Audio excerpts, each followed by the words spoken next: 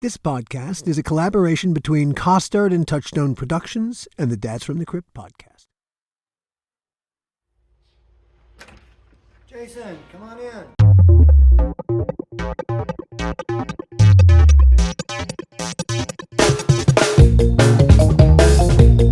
Hello and welcome to another episode of the How Not to Make a Movie podcast. I'm Alan Katz. Today's episode asks, what do horror movies, parenting, and podcasting have in common? The answer is actually really short, sweet, and simple. The Dads from the Crypt podcast. One of the main reasons there's a How Not to Make a Movie podcast is because there's a Dads from the Crypt podcast. I'll dive into the story momentarily, but one of the pleasures of podcasting, for me anyway, is watching other podcasters, especially ones I know, succeed. There are tons of reasons why podcasting is exploding now. One of them is because podcasts can have horror podcasting and parenting in common. I first met Jason Stein, one of the Dads from the Crypt, 4 years ago. Hardcore horror fans, Jason and his friends Jody Webster and Armando Aguilar had created a podcast during the lockdown as a way of keeping their sanity. The concept was simple, but delightfully offbeat. The three would review every single episode of HBO's iconic Tales from the Crypt and also give parenting advice. Thus, Dads from the Crypt. Jason, Jody, and Armando recognized early on that podcasting is the ultimate grassroots medium, totally DIY where content creation is concerned. All you have to do is find your audience and help them find you.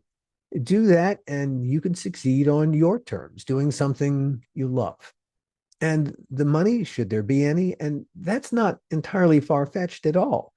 You may not get rich doing this, but you might just pay the bills and keep the lights on and even pay for a nice vacay or two every year for as long as the podcast lasts. There are challenges, make no mistake, but it's nothing that hard work and dedication can't conquer. Make great content, or content people want, you're halfway there. As I said, the reason there's a How Not to Make a Movie podcast is because one day Jason invited me to guest on their podcast while they reviewed one of the episodes that I wrote. We did it, and it went great. A few weeks later, Jason contacted me again. This time he said, we're going to review Bordello of Blood, the second Tales from the Crypt branded feature film that we produced back in the 1990s. You want to sit in with us again, he asked. Jason, I said, telling the Bordello of Blood story is more than just a podcast episode. Why, it's and here's where the clouds parted, a whole podcast unto itself. Because they were so instrumental in creating How Not to Make a Movie podcast, I made the Dads from the podcast permanent executive producers. But Jason is more than just a Crypt fan, a parent, and a podcaster. He's joined the ranks of movie makers, too. We'll talk about Recipe for Talent, a visit with Mike Vosberg, a documentary Jason shot about his visit to Crypt cover artist Mike Vosberg's studio. It really is an amazing world where one person's passion for something, like Jason's passion for Crypt, can open doors to unexpected choices and paths. So, what do horror, parenting, and podcasting have in common? Way, way, way more than you'd think. You don't use the video, right? I do. Oh, you do? Okay. Never mind. You do. That's fine. You want to do a wardrobe change? No. You can if you want to. I could put pants on if you want, but well, then I'll feel obligated to put pants on. So no.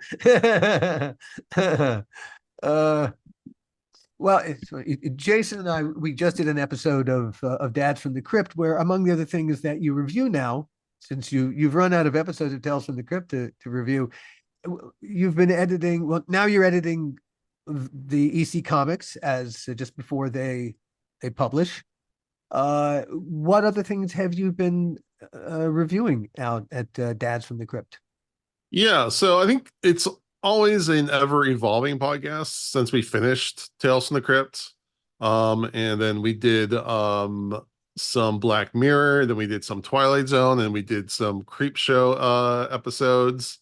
And I mean, Easy Comics is always kind of part of our DNA. So I've been really since now that we've had this revival that started over the summer, it's been really important to me to like kind of be part of that and kind of, since we don't have any like other new, EC things to really talk about. So it's been really enjoyable to have those things. And I've been, sometimes they're swings and misses, sometimes they're, they're home runs, as like anything.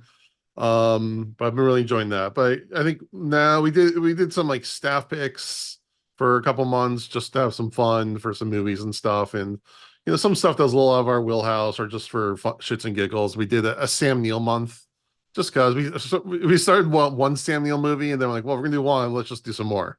And we did like Why Dead. not? He doesn't get enough love, Sam Neill. I know. No, that's really true though. He's like I've never seen Dead Calm before. With Billy Zane, really good movie. I really enjoyed that one. Very good movie. Yeah, yeah, We yeah. did In the Mouth of Madness. I think that's what all started. That's one of Mondo's favorite movies, and he was having a little rough patch. One of his beloved animals passed away, so he said he just choose whatever comfort movie you want to talk about. So he chose In the Mouth of Madness because apocalyptic John Carpenter movies always hit the spot. And then we did Event Horizon, which is another Sam Neill personal favorite of mine. They Calm, and I always forget the other one we did is, but yeah, you can never go wrong. And then so now we're going back to doing Creep Show, the TV series, by Greg Nicotero, among many other people, and John Harrison is very involved with that as well. But we're kind of alternating that with movies, at least that's what we've been doing the last couple months, as if that one week at the beginning of November wasn't bad enough. Tony Todd passed away, which is huge devastation to the horror community. Like it's like a huge light went out, so we decided to review Candyman and just to pay tribute. And then we're doing a movie called Blood Rage this week. Al, have you heard of this one? I have not. It's kind of a mid 80s psycho slasher movie centered around Thanksgiving. But it's one of those that like anything and everything can happen in this kind of movie. It's just not much makes sense. Like you can tell it's like it's gonzo filmmaking kind of thing where we're just filming shit and then we'll fix it in the edit somehow, and sometimes it works, sometimes it doesn't. Like I think if I'm not mistaken, depending on what version you watch, like they put on the wrong title card for the movie, like doesn't match what's on the label of the DVD. It's one of those like it's just a beauable mess. And those are kind of movies I love. An epic example of how not to make a movie. I Well, can't believe this is an example of how not to make how not to make a movie in the conventional way, but turns out to be something really enjoyable if you're the right type of people. Like some movies are bad, and some movies are bad, good. And some movies are good, good. So I think especially genre slash horror fans, whatever you want to call us, we can really enjoy a bad, good movie. A movie that's bad, but it has so much there's something about that so charming that we really enjoy. And that's a lot of my favorite movies are like that. charmingly inept. Yes, exactly. Like on every me measurable metric, it should fail, but it just has some sort of special juice that makes it worth watching. And it's like a kind of thing where like 9 out of 10 people will go like, no, that's awful. I don't want to watch. I would never watch that again.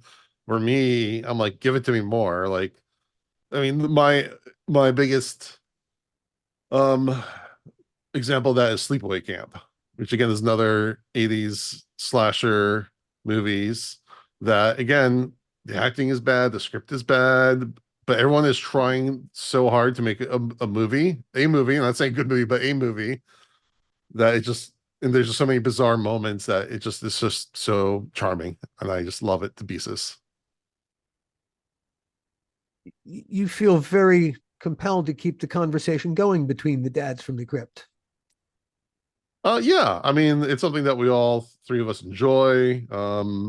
It's it's yeah, I don't know. As long as we're enjoying it, we'll keep doing it. And we get some episodes get more listeners than others, or other times a year. And I try not. I mean, it's fun to watch it when those things happen, but when it doesn't, you kind of like, okay, I had a good Would you time say making that. would you say that podcasting has, for want of a better term, become part of your life? Oh, well, yes, you can look around the room, but It's funny because I saw someone say that podcasting now is what starting a garage band in the 60s and 70s was to, that generation. So you just want an excuse to get with the guys. You know what you're doing isn't technically that impressive on a quality level, but you enjoy doing it. And you're creating a little bit of dialogue with some other people. Um, that's the fun part. I love the DIY Hmm. nature of it. The pandemic leveled the playing field in a Right. really profound way. Before the pandemic, if you wanted to be a broadcaster in any way, shape, or form, you had to be pristine. Yeah. Well, I think But the pandemic changed that because everyone had to stay home, and a lot of people had to broadcast. Journalists were all broadcasting from their basements via Zoom, right. and Well, suddenly that became an acceptable. mhm. Yeah, the Zoom Well, technology is I good think for everybody. I think the barrier to entry hit at the right moment of the pandemic. Like if a pandemic had happened a couple years before, I think the entry level, at least at that time, might have been a little higher, and then maybe it would have accelerated. Oh, I think the barrier to entry was just at that moment becoming low enough for the average person to jump into it. oh, indeed, and the the way that the legacy media has been fracturing and losing. Mm-hmm. Social media has undone For better or really, for worse. yeah, Because I one way mean, or the other. Certainly my kids do not get their news in any way, shape, or form from legacy media. They never did. And after this past election, it has been catastrophic for all the legacy media except Fox. NBC, MSNBC yeah. literally lost half its audience. Yeah, Lost well, I half think its audience. I'm curious if they'll come back because yeah, I did a media blackout for a couple days, and I'm still not nearly at the level I was. I'm slowly creeping back. So I think people will come back to some degree, but yeah, it really did change that. And I think the promise of the internet is that everyone will have an equal voice or able to access any other voice, which on paper sounds like a great um thing that it sounds like a great vision, but at the same time, should everyone have an equal say or an equal weight to a voice? Like if someone is knowledgeable about something, now they're on the exact same footing ground as someone who can just talk out of their ass about But something that and just is but pretends.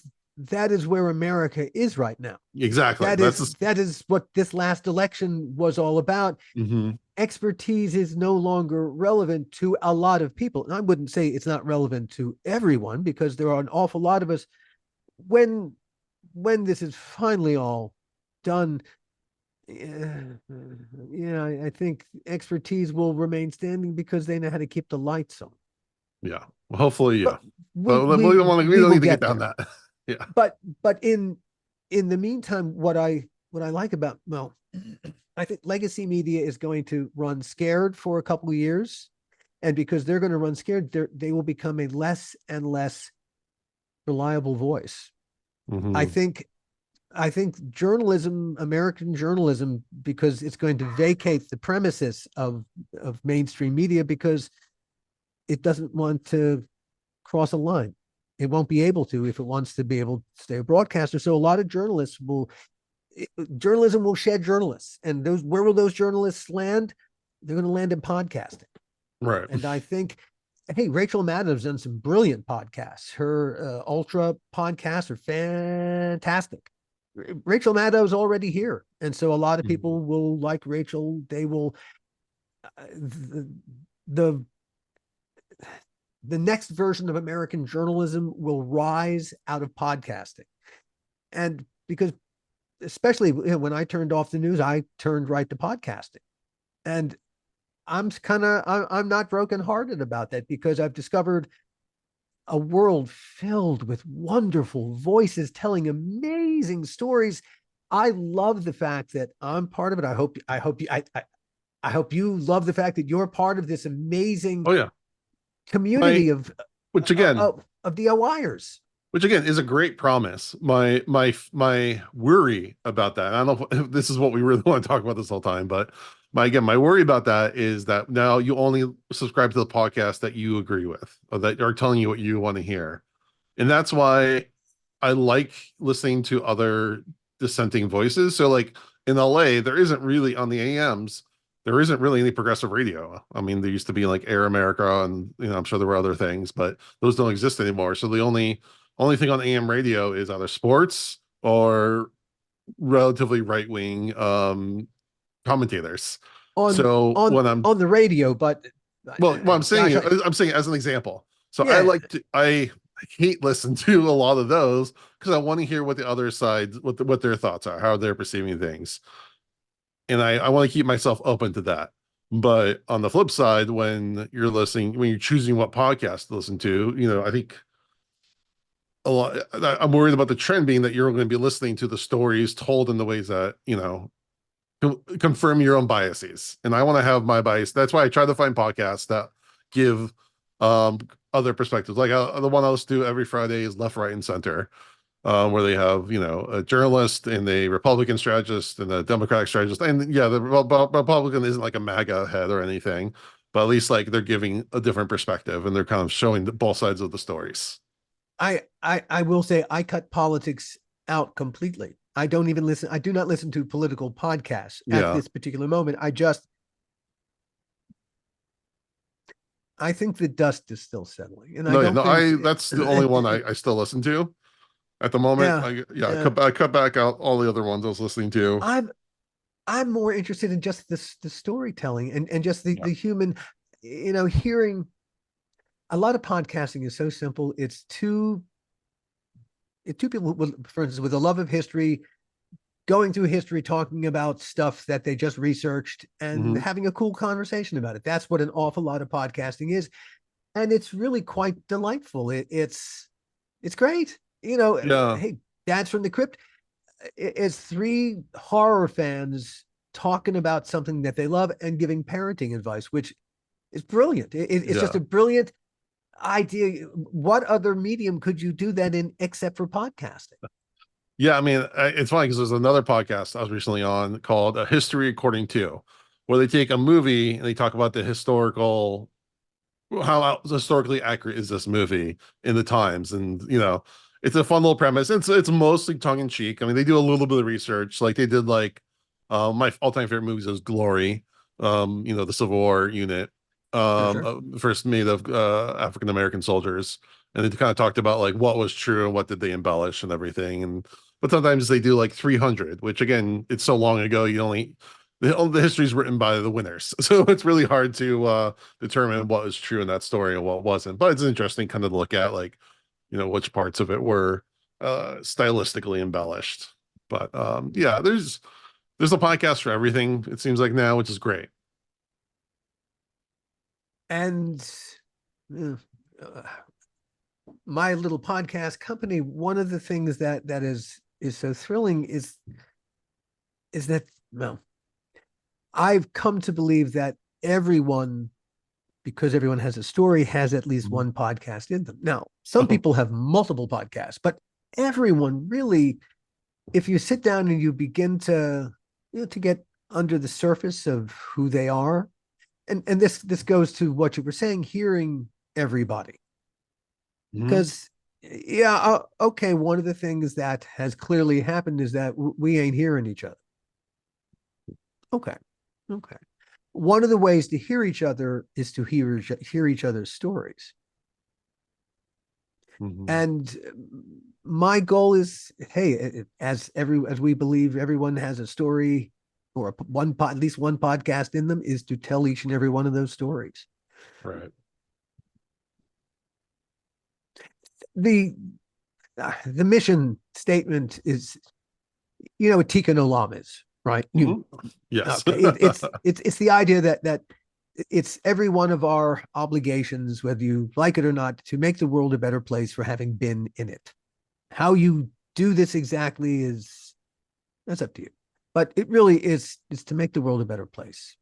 I While mean, you're and to pivot a little bit, because I know one of the things you said you want to talk about was Tony Todd, and he is one of those guys. I think that's and the reason why I think his legacy is so endearing and he was so beloved because he definitely is one of those guys that always made the world a better place, who always made every movie better, made every appearance, you hear a lot of stories about a lot of people, this and that, sometimes they're having a bad day or something, or they're just known to be difficult. I've never heard anyone say anything negative about him. And I think, or when we talked about him on the podcast, he's just so many delightful stories. And for a guy who played so many menacing characters and had such who could have such an imposing presence, he just was such a sweetheart to everyone. I never got to meet him in person, or at a convention or anything. I guess we just never like he did a lot of the conventions, but I guess for some reason I just never was at the one. But I've heard so many stories from so many people. And it's kind of like in that week that had a lot of darkness for a lot of people, to have his light go out. I was like, this is just an opportunity for all of us to kind of shine a little bit more light for the rest of, take a little bit of the light that he took away and kind of add our own a little bit, be a little bit nicer. Because when you're popular, you're famous, you're in demand, it's so easy to be, get high in your own shit. But he seemed like such a willing person to just, take time and talk to anyone and everything, whoever, however he could brighten someone's day. And I think that's again how you have a good career in Hollywood, is, being a good guy. As you have been doing Dad from the Crypt, you've interviewed a lot of Hmm. people. Yeah, an awful lot of people. Who has anyone really who has delighted you, maybe even more than you expected them to? um I mean, probably John Kassir. I mean, that's kind of the easy answer, but it's honest. So when we started Dash in the Crypt, one of the things I want to do, because we're in this such an interconnected virtual world now, that you can reach out to anybody, through Instagram, or I can go sign up for IMDb Pro account.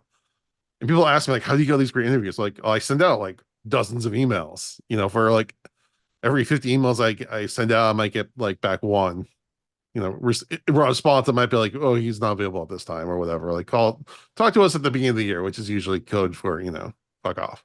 But hearing no is like, okay, that you just don't want to do it. That's fine. I'm not going to get, whatever about it.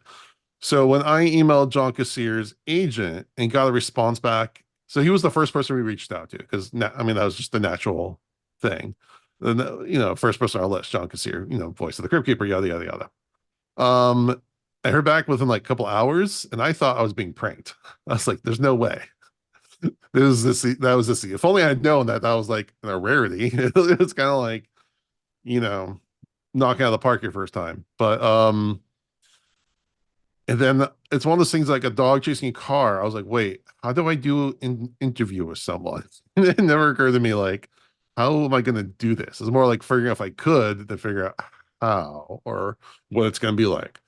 So I like did a ton of research, and I watched other people's interviews. And some people said to watch, I was talking to some friends, said to watch like the hot ones where they have like guests do, eat hot wings while they're being interviewed and stuff. But to watch his interview style, because he's a very good interviewer, and like that's not to try to ask the obvious questions, do your research, be prepared, go a little deeper. Um, so I did all this research. I found out what his favorite football team was. Just to kind of, just to have a chat, So we had like 40 questions. It was me and Jody. And as you know, John, he is a performer. He did a one-man show. He can just talk and talk and talk. So out of 40 questions, I only really got to like five of them because he just kept talking, but in the best way, not like he's running his mouth, but like I'm just sitting there cracking up. Like he's telling me all these stories one And you're after sitting there half the another. time thinking, Jesus, John, shut the fuck up. Shut No, up, John. no, it's like No, of perfect. course Like not, of this course is not. all, But what if? yeah. But it's like, but he answered all my questions too, on just in the normal flow of him just talking. Um, and it was just I just sat there like, oh my God, like not this guy is like an iconic performer for many on many levels on many things, but he's just like shooting the shit with us and just being hilarious, cracking us up. And I was so nervous, and then it just felt like the most natural thing. So shout out to John. Bravo, John. But yeah, every interview, like I'm obviously very nervous for. I did a fantastic interview. I did like three interviews last week. It's just the way these things happen. So I Who'd interviewed, you interview last week? yeah, so I interviewed Michael Gornick, who he directed Creep Show 2 and was a longtime friend and producer of George A. Romero. Um, and one of the things we talk about, I guess, him and George Romero had a sports TV show together that they produced for NBC where they did like stories about athletes like in the 70s. And the first one was called Juice on the Loose. So I think it was produced by OJ Simpson. I can't remember the exact details, but I never really thought of George Romero as a sports person. So I thought that was really entertaining. So that was a great interview. I did another one for a woman named Libby Letlow, and she plays a role in the latest installment of VHS. A very memorable performance because those movies are anthology movies. They usually move very quickly. You don't have much time to set up a character or for a character to make much of an impression, but she made a very big, she does a really good job with it. And it's one of those things where I'm like, I need to find her, talk to her because she has an amazing performance. I'm not sure when this episode comes out, but it'll be out next week or so. And then the third one is a movie that premiered. There's a movie that premiered at Chattanooga Film Festival last year that Jody Mondo said it's not horror, but you gotta watch it as soon as it comes out. So I'm like, okay. So it's this movie called Off Ramp. Now, Alan, do you know what a juggalo is? Have you ever heard that term? Yeah. I think so. It's someone who's like a big fan of the band and saying Clown Posse, and they wear Yeah, clown makeup, and they Sure. well, it's all like subculture. Yeah. They made a Juggalo road trip movie, and I'm like, okay, I don't quite see how that's my kind of thing per se. A Juggalo roadshow movie? Road trip, like Oh, these two guys who are road Juggalos trip. road Okay. tripping to a festival called the Gathering of the Juggalos. It's like a huge festival every year. I was like, okay, Okay. sure, I'll check it out. If you get Okay. when Jody Mondo recommended it, I'll watch it. And I was enthralled by this movie. It is to the 2020s as Easy Rider was to the 60s. That kind of like this is America through a subculture, trying to figure out outcasts, trying to figure out the American dream landscape. And it's like very violent, gruesome, but kind of wholesome way. But it's a wonderful movie. It, it had me within like the first minute, and I was just like when I was finished, I said I'm gonna watch this the next day or two. I'm gonna find this cast and crew, and I'm gonna talk to them. And I posted about it, how much I enjoyed it on Instagram. I tagged the director, and within minutes, he messaged me saying, "Hey, you want me to come on your podcast?" I was like, "Well, you beat me to it." But that's excellent. That's the point of the exercise. Yes, That's why it works. It's when you started that first episode of your Dads from the Crypt podcast, did you ever envision that you would end up as connected as you are to the world that no. you No, so yeah, so I had like the director and two of the stars. We did an hour long talk, and it was fascinating. I love story. You said that everyone has a movie in it. I think everyone has a podcast in a them. I think every podcast in it? movie has a podcast. There's a story behind every movie. Oh God, So, yes. which Holy is obviously cow, why I do a yes. podcast about movies. But I want to hear, Yeah. especially for a smaller indie movie that doesn't that hasn't gotten that much recognition that I absolutely loved, and I know other people are loving. I want to hear all about how it came to be, especially something so specific but also so poignant. Al, that's another movie I'm recommending to you. It's called Off Ramp. And Often the for sure. I will check that out. Absolutely. I've got some and homework if in it's front of not me. and if my interview is not out by the time this episode comes out, it'll be off within a couple days, if not within the week. Um, um, I'm there. Uh, Going back to the EC Comics, Mm-hmm. what's your impression of the rebirth of EC Comics? Yeah, I'm really happy it exists. Does it need to exist? It's debatable. I think it's good to. It's one of those things that people that have been collecting EC comics since the 40s or whatever. Nothing new is going to be really satisfying to them in the same way that the original is. That's just the nature of rebooting anything. but I'm really excited to have new generations. If anything, if it brings recognition to the EC brands and gets people to check out the older ones, then it's done. It's done a job. As far as being, a comic book to read, it's there's ones I really like, ones I really don't. I wish they would, excuse me, learn some lessons. Now, I don't know anything about comic books and how quickly they come out before, or how early they're written before when they come out and all that stuff. I'm assuming this takes, What the months and months turnaround ahead. is. Yeah, yeah. So I know it's like putting train track before a train. The train's always moving. You got to put track before the train. So I'm hoping they kind of hear some feedback and they make some adjustments, at least in the story editing department. I think that pretty much the art is always fun. That's always good, interesting. Um, and I love talking about it. I like reading them. I don't think they're inspiring. They're not, well, like I said, if they're inspiring people to find the old ones, that's great. I don't think they're groundbreaking per se, as the original was. But doesn't it kind of depends on what they're trying to accomplish. Um, I'm like I said, I'm glad it exists. I was talking to someone about when I picked up my last issues because I do get review copies like digital, but I want to support them, so I got a subscription at my local comic book store. So, but I only pick them up in batches. I'm not picking them up the week of. So last time I was there, I asked the guy how are they selling. He says, "Well, it's gone down since the original because the nature of an anthology means there's no story, so there's no cliffhanger to like drag people back." Um, so that's an interesting way to think about it. Yeah, it's the challenge. And if you do an issue or two where it's just not compelling, Mm-hmm. it's tricky, as we know. Right. If anything, I might like the Cruel Universe ones a little better. I think because they're a little bit more focused, where these are kind of all over the place. The epidemic of this a little bit more all over the place, so it can feel a little scattered. Well, Cruel Universe kind of has a lane. It's a very wide lane still, but it could go.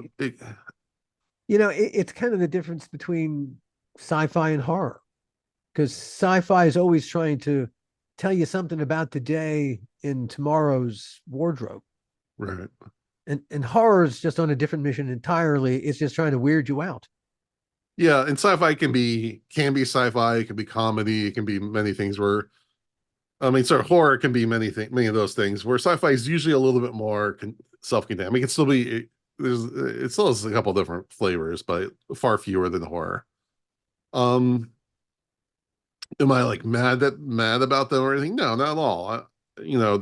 It's got me reading comics. Hopefully, it gets other people reading comics.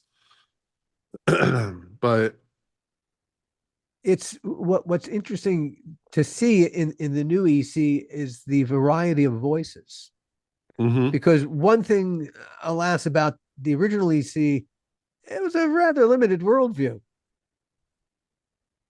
right, yeah, and I don't know. I kind of wish they would actually say a little bit more about the authors or something, or or maybe that's just not bad. Maybe that's bad form or something like that, or I don't know. They're artists. Yeah, They're creative people creating. They're entitled to their to reap the praise. Look, when you put anything out, anything creative out into the world, it's no longer yours, yeah, and that's the deal you have to make with the world and with yourself. Hey, if you don't make that deal, you're still going to do it, but you're going to get kicked in the nuts every single time, and you're mhm, going to take it very personally. When really, people will react as they react, but right. that's the deal. When you put stuff out, that Well, and again, moving the conversation to the other topic you want me to talk about with the Mike Vosberg documentary, like yes, especially when it comes to like editing something, there's a million and one decisions you can make at any point in the film or documentary or whatever you're creating. There's a million and one decisions at every turn, and yes, indeed. you feel like, oh, which is gonna be the right one, which is gonna be wrong. All you can do is just kind of go with your gut, and it's you're kind of stabbing in the throwing a dart in the darkness a little bit and hoping it hits. Um, be faithful to the story you're trying to tell, and really let that be the guide. It's uh, you've your Vosberg documentary was just at the at LA Comic Con.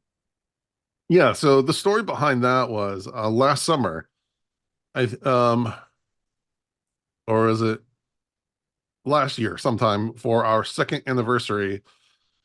I wanted to get you talked to Mike Vosberg. So I knew you were in contact with him. Mike Vosberg is the guy who does all the Tales from the Crypt covers from the TV show for those of you watching on video, like like right here where I'm pointing my finger.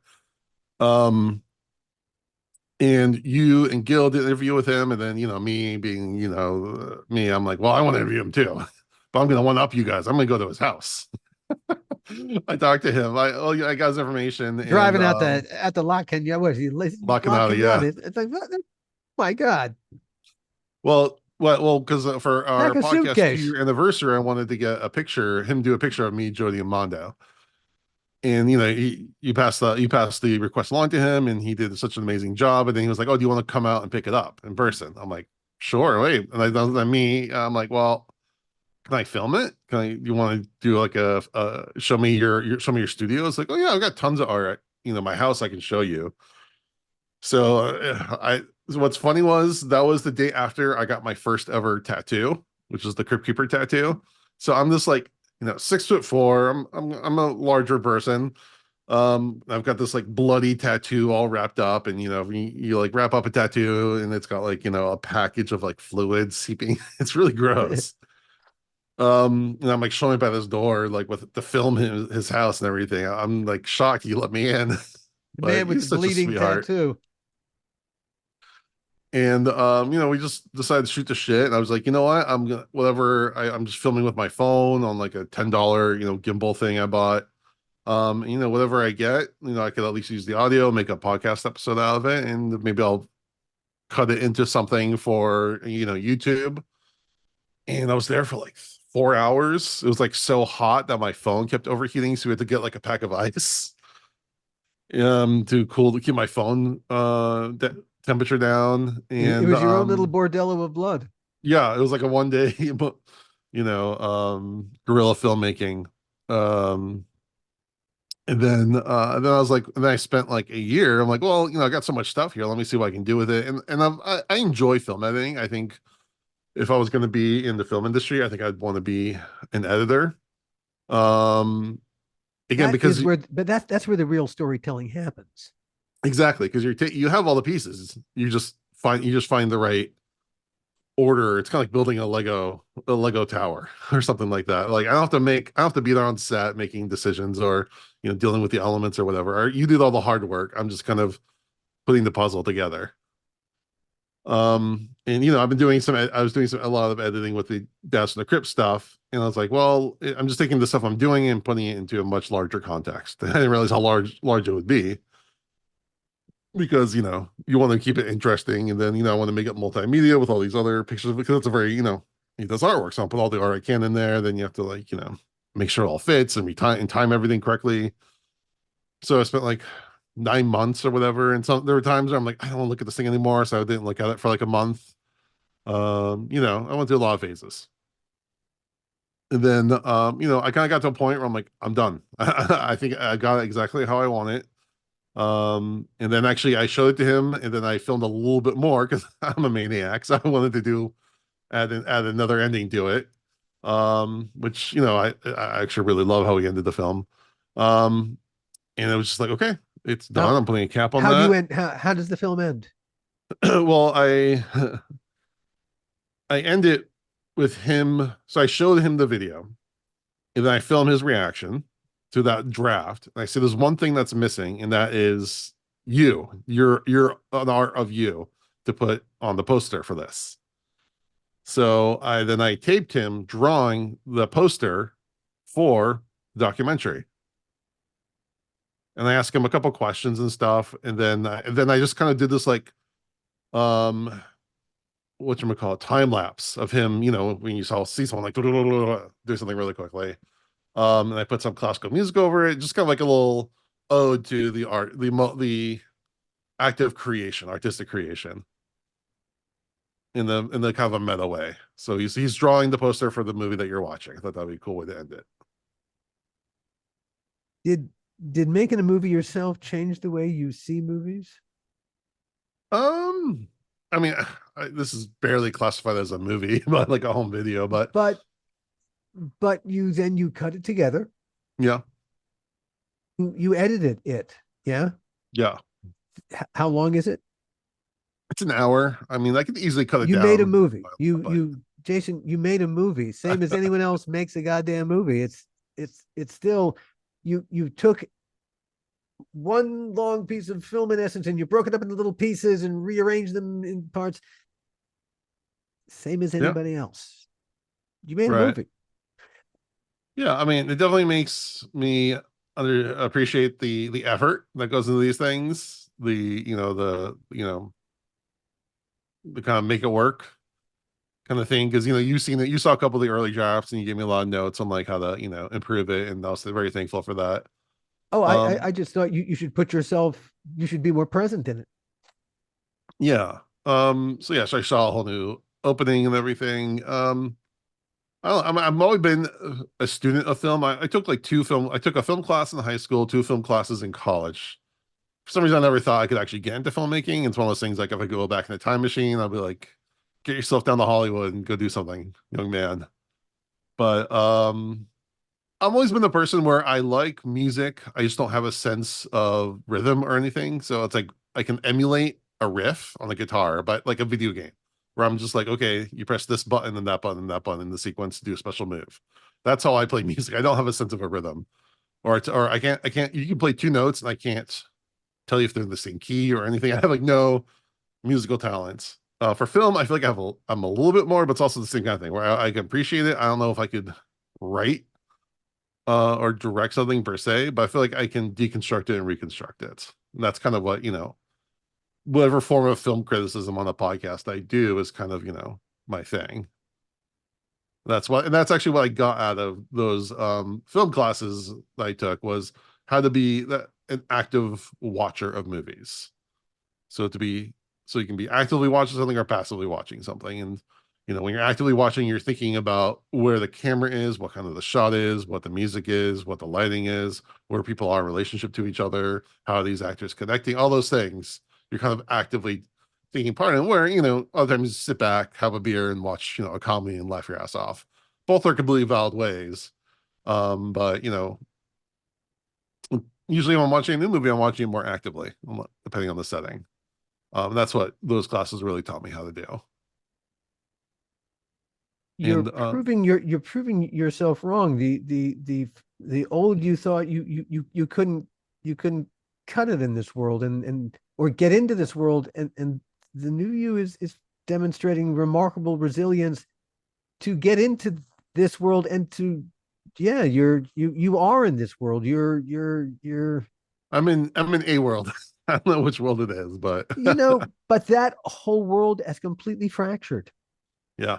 It's not what it was. The separation between that, between the Hollywood world and everyone else is kind of gone.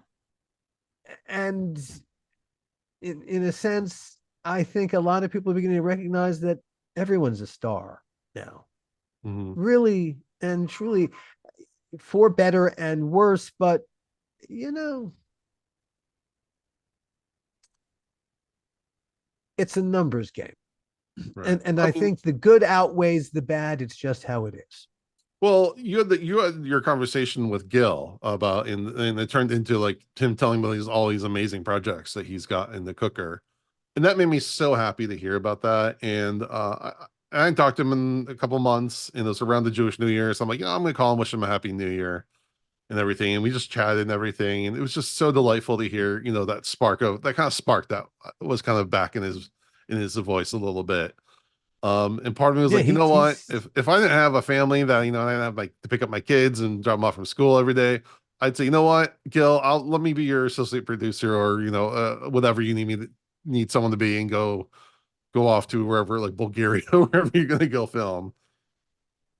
In another timeline, I could do that, but that's just not my timeline at this moment. at this moment.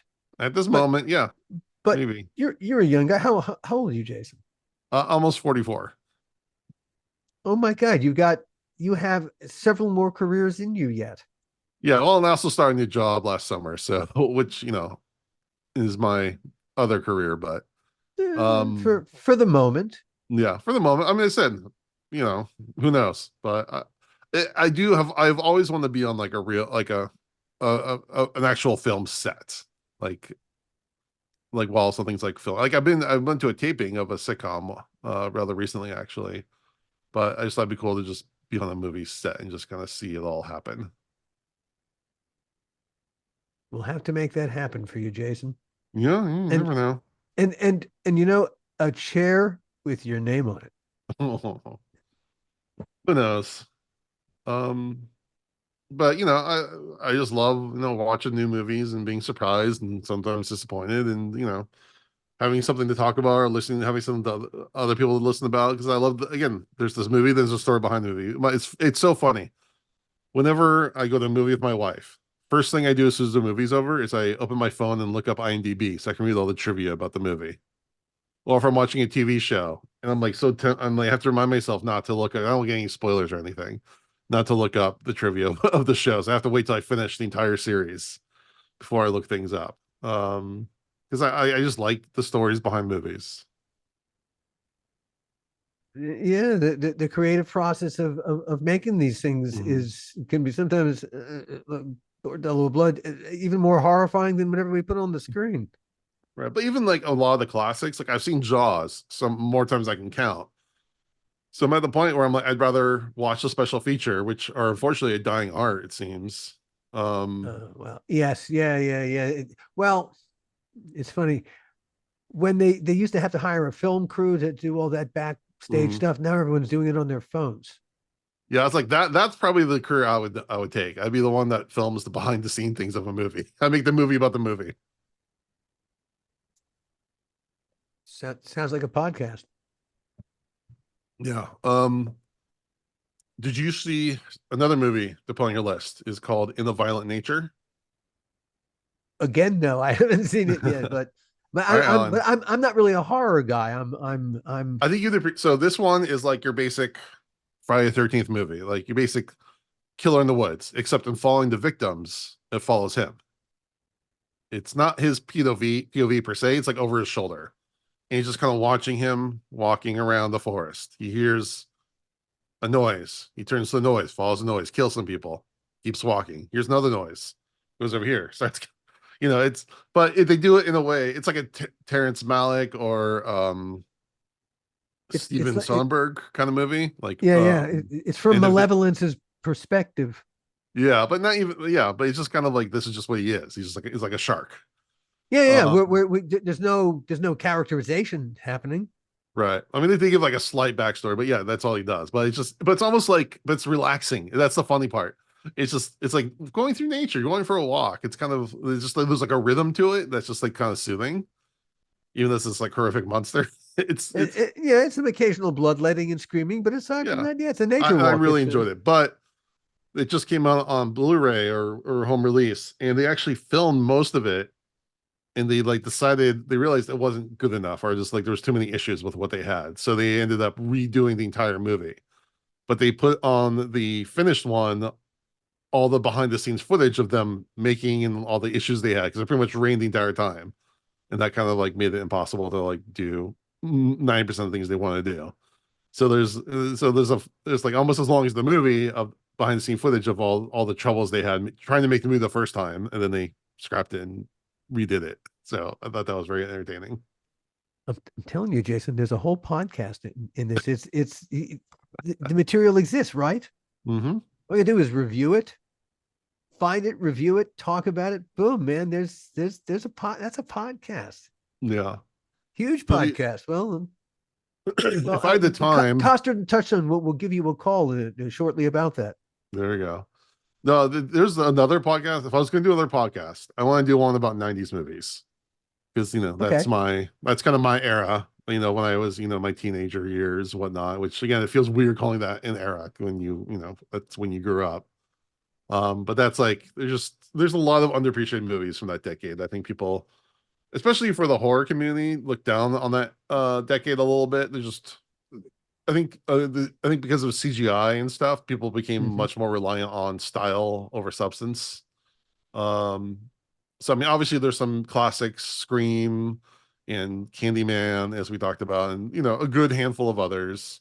Demon Knight, of course. Um, but there's like so much Of more course. in there, and it's interesting to look back at that time, the kind of pre-internet or dawning of the internet era, and kind of a simpler time before 2000s kind of shook everything up. We've covered horror then and now. I guess the last thing on my agenda was parenting then and now. What have now? How old are your kids? So I have my twin 10-year-olds, and my oldest is turned 19 in September. You have a 19-year-old? Yeah, I'm not sure that I was aware of that. I, You I have a know we talked 19 about year passing, but yeah, Yeah, 19-year-old. Yeah, I think I've just always been aware of your twins. yeah, Uh how how have you changed as a parent? Have you changed as a parent? How has parenting changed you? yeah. It's the thing about kids is they don't give a fuck about you. They are the most selfish people in the world. So, and that pisses me off sometimes. Where I'm like, I just got home from work. I want to watch the game. I just need a couple minutes. They don't care. They want what they want. They have needs. Um, babies, man, they can't do anything for themselves. Um, so I think it, it's a constant like having to. I'm making myself sound like I'm a selfish asshole here, but it's really taking yourself out of. It's really about ego, and I don't mean that like I feel like I'm better than everyone, but it's like having to think about putting yourself in their empathy. I guess it might be a better word.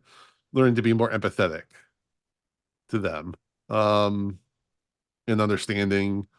And I think when you have twins, even if they are good sleepers, the chances that they're both going to be good sleepers at the same time is pretty rare. And my kids weren't necessarily good sleepers. I'll put it that way. That'll change your life. So what I just had to realize was I have to give up on sleeping when I want to sleep and sleep when they're asleep, even if it's the middle of the day. And that was a hard, and that like as a metaphor was a hard thing for me to do. It's like what I want doesn't really matter per se. I mean, to a degree. And there's ways to, work with your partner and figure that out. But it's kind of, they're sleeping, I'm sleeping. I don't care if it's the middle of the day. I need to get my sleep. It's kind of the giving over control, giving over like control, but giving over What's the greater good? accepting your powerlessness to your children. Yes, yes, yes, yes. Yeah, yeah, Like yeah, like kind yeah. of like kind of like the 12 steps. You are powerless over your children. You committed to a decision that's bigger than you. Yes, exactly. And it's more like in the relationship you can negotiate things, you can like talk things through. You can't do that with a kid, so it's a Although whole they'll other level. negotiate everything with you, they'll Yeah, negotiate everything with you. like especially my daughter now, she's 10 going on 16. She has an excuse for everything, an argument for everything, and if I try to the more I try to put my foot down, the harder she digs in. So like, yeah, it's a major exercise in mindfulness and um sometimes it's not, and also realizing that sometimes it's not about the thing that she's talking about, it's really about something else. And I turn to my wife, like, afterwards, I'm like, I don't know if I'm allowed to ask this, but is she being hormonal? And she's like, yes, she's definitely 100%. um so parenting's hard. um as long as you're not hitting your kids, I give you credit. And trust me, I felt that inclination. I have not acted on it, but I felt where that place comes from, the anger. But you know, and I would be surprised if anyone has never felt that at all as a parent. If you don't feel like, if you've never at least experienced the taste of where that comes from, then I don't know if you're engaged enough with your kids. Now, if going through with it is a whole other thing, but I think, you know, it's hard. It's really, really hard, but it is amazing too. Getting a hug from a child is the best feeling in the world. Watching them succeed. Watching them succeed, seeing them smile after performing, teaching them a lesson, have them actually follow through on the lesson. um, people always like talk about, like, is my kid going to be XYZ? Are they going to be like this or that? And I'm like, I just want my kids to be a good person. The rest will fall in line. I don't care how good. I mean, I want them to have good grades, but like, I'd rather them try and not get, and maybe not hit the mark on something than not have the fortitude to try at all. That to me is more important. It's having the confidence and fortitude to try and fail than never try. Oh, really, truly, failure teaches everything. Yeah. Success teaches nothing. Huge. all success teaches is that your shit doesn't smell, and that's the wrong message. That's wrong. You might have succeeded, but your shit still smells, and now you're going to go and really fuck things up. But failure, all right, now you begin to figure out how not to fail again. Well, yeah, it's more, and man, I remember easily into my 20s, how I learned to say I'm sorry or apologize or take ownership over my mistakes. That took me a really, really long time. And that's, it's a thing that you can model, you can talk about it, but you have to kind of fail enough times on your own to really get it through your head. Best thing for you. Yeah, no. Alas. Yeah, I mean, that's, some dad advice, let your kids fail sometimes. More times often than not, so that way they can learn, or at least like guide them, but allow them to not succeed. I think that's, of all the parenting advice you've given over the course of all the episodes, I think that's the best piece of parenting advice, Jason. And on that bombshell, I'm going to say, God, thank you so much for being willing to turn around after we had, I think, a great conversation about those 3 EC comics, to then to spend some good FaceTime, and we actually got a chance to catch up and talk about life. I know, we've been podcasting for like an hour and 45 minutes already. Yeah. Who would have said that podcasting is life? They're not wrong. For sure. It certainly is mine, and it's becoming more and more of yours. Definitely. Yeah, thanks for having me. Thank you for sitting in, and it's been such a hectic week. This is Friday as we're recording it for release on Tuesday, but it's been the perfect way to cap off what, I don't know, for me, has what been a terrific week. This was putting a bow on it. Thank you, Jason. Yeah. And I wish everyone has a great Thanksgiving. And from this point of view, podcast, we'll see you all next week, everyone. Thank you so much.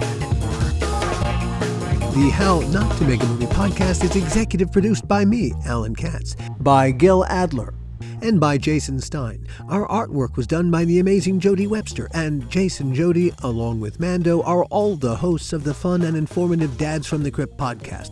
Follow them for what my old pal the Crypt Keeper would have called terrific Crypt content.